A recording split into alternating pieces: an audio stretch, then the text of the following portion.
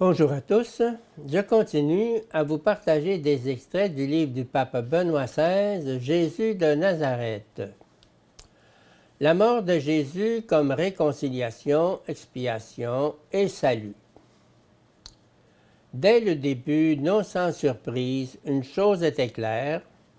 Avec la croix du Christ, les antiques sacrifices du temple étaient définitivement dépassés. Quelque chose de nouveau s'était produit. Dieu ne voulait pas être glorifié par les sacrifices de taureaux et de boucs, dont le sang ne peut purifier l'homme ni expier à sa place. Le nouveau culte attendu, et qui toutefois jusqu'alors n'était pas encore défini, était devenu une réalité. Par la croix de Jésus était advenu ce qu'on avait en vain recherché dans les sacrifices d'animaux. Le monde avait obtenu l'expiation. L'agneau de Dieu avait pris sur lui le péché du monde et l'avait enlevé. La relation de Dieu avec le monde, relation troublée à cause de la faute des hommes, avait été renouvelée. La réconciliation était réalisée.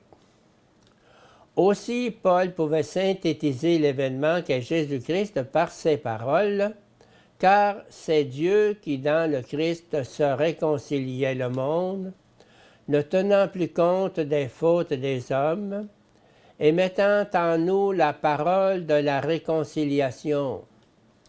Nous sommes donc en ambassade pour le Christ. C'est comme si Dieu exhortait par nous.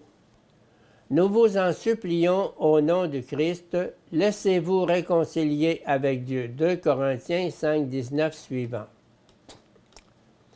Les sacrifices du temple, le centre cultuel de la Torah, étaient dépassés. Le Christ avait pris leur place. Le temple demeurait un lieu vénérable de prière et de l'annonce. Par contre, ces sacrifices n'étaient plus valides pour les chrétiens.